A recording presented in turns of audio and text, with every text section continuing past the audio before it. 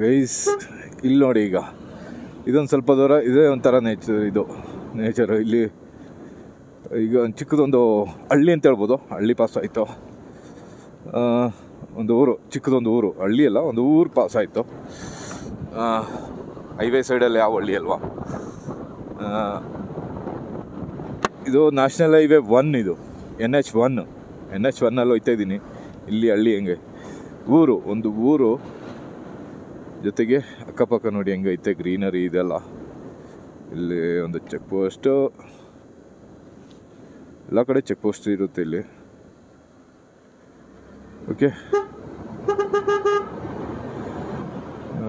ಅವನು ಹುಡುಗ ಹೋಗ್ಬಿಟ್ಟ.